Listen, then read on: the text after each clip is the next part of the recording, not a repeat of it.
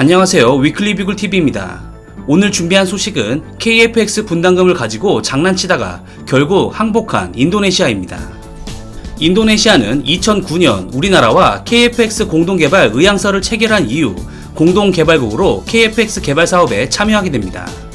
개발 연구 부문은 순조롭게 그 사업을 이어가고 있는 와중 갑자기 인도네시아가 재를 뿌리기 시작합니다. 바로 분담금을 내지 않기 시작한 것입니다. 2026년 목표인 KFX 공동개발은 인도네시아가 전체 사업비인 8조 5천억 원 가운데 20%를 분담하기로 했습니다. 하지만 분담금을 밀리기 시작한 것인데요. 지불 일정을 따지면 현재 5천억 원이 밀려 있습니다. 재정 문제를 이유로 분담금을 제때 내지 않고 있어 한국 정부와 개발 주체인 카이의 고민이 이만저만 아닙니다. 인도네시아 정부가 지금까지 낸 분담금은 전체 개발비의 20%인 1조 7천억 원 중 2,200억 원 수준입니다. 인도네시아가 경제 사정이 좋지 않아서 분담금을 내지 못하고 있다고 쉽게 생각할 수도 있지만 인도네시아는 어이없게도 기행을 보였습니다. 분담금 지급을 미룬 상태에서 러시아에 수호이 35 11대를 도입하려고 한 것입니다. 그것도 하나로 약 1조 3천억 원가량을 들여서 말입니다. 게다가 중국제 경비정 구입도 추진하였습니다. 하지만 미국의 제재로 이는 모두 수포로 돌아갔지만 인도네시아 자국의 연구 인력을 투입해 개발하는 KFX 사업에 비용은 제쳐두고 다른 무기를 획득할 돈은 있는 것인지 국가 간 신뢰를 깨뜨리면서까지 이런 기행을 서슴지 않는 인도네시아가 황당하기만 할 뿐입니다. GDP 세계 10위와 글로벌 파이어파워 6위에 랭크되어 있는 경제 군사 강대국 한국을 상대로 이런 겁없는 행동을 한 이유라도 있는 걸까요? 이는 인도네시아의 정치적 상황에서 그 답을 찾을 수 있습니다. 바로 인도네시아의 대통령인 조코이와 국방부 장관인 프라보워 간의 문제입니다.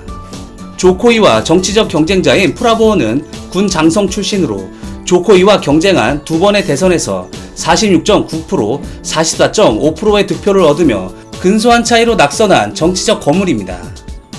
최근 대선에서는 프라보워 후보 지지자 천여 명이 조코이 대통령의 재선이 확정된 시점부터 부정선거를 주장하며 자카르타 등 도심에서 시위를 이어갔고 이 과정에서 6명이 사망하고 200여 명이 다치는 등 국론이 분열될 위기에 처하자 조코이 대통령은 이를 진정시키기 위해 프라보워에게 입각을 권유하는 러브콜을 보냈으며 결국 프라보워는 군 출신답게 인리 국방부 장관 자리를 차지하게 됩니다.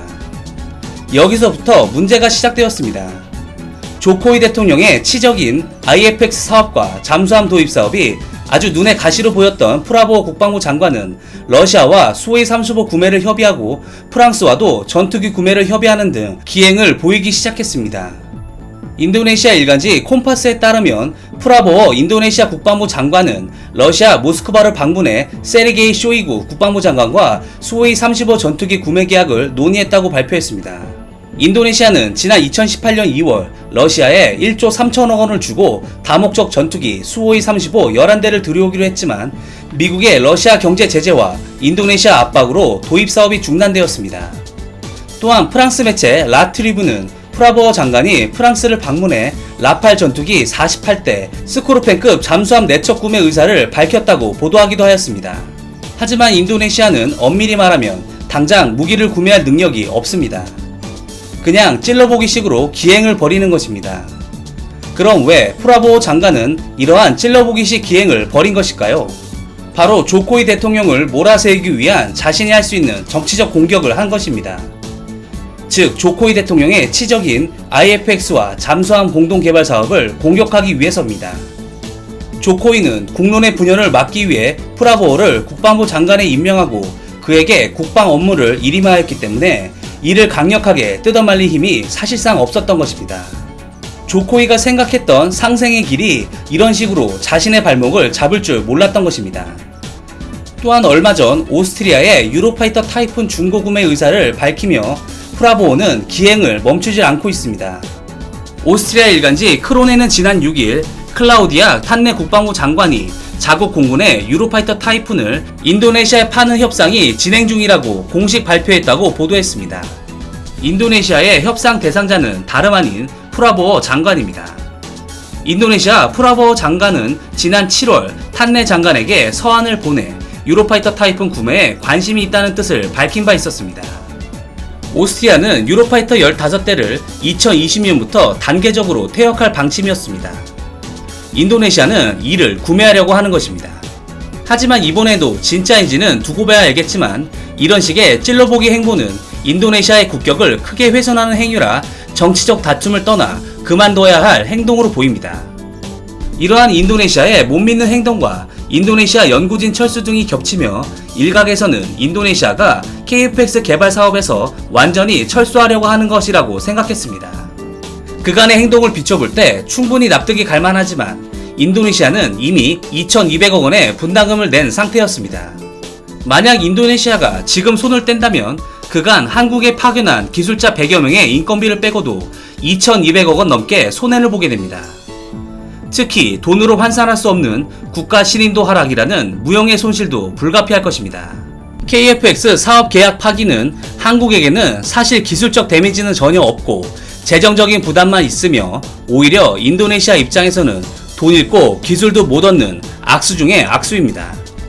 특히 조코이 대통령은 자신의 정치적 성과물인 IFX 사업을 잘 마무리 짓고 싶을 것입니다. 그리하여 인도네시아는 재협상 카드를 꺼내들었습니다. 그런데 재협상 내용을 보면 가관입니다.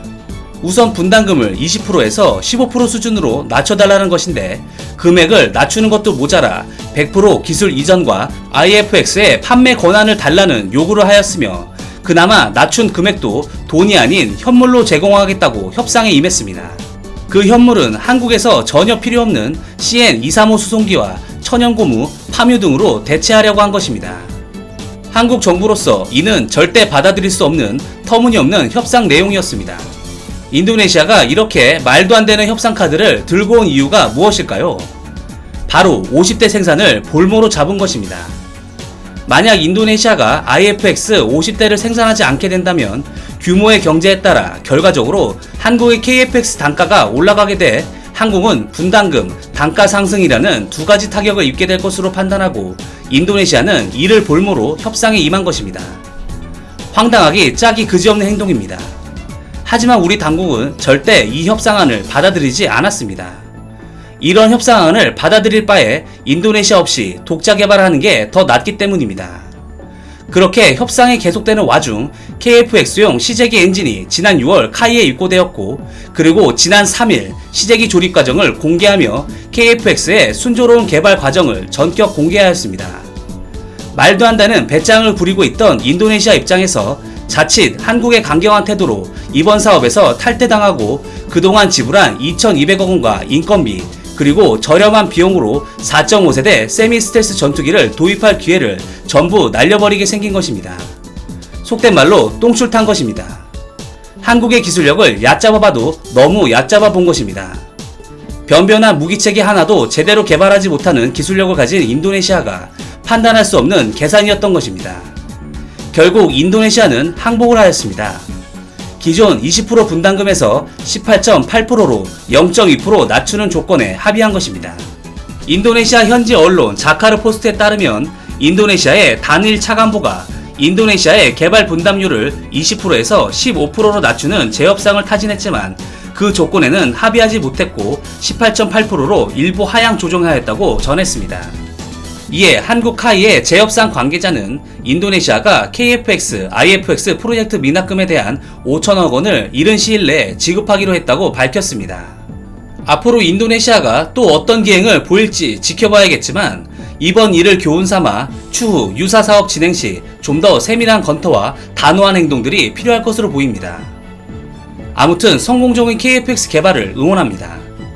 이상 위클리 비굴이었습니다. 시청해주셔서 감사합니다.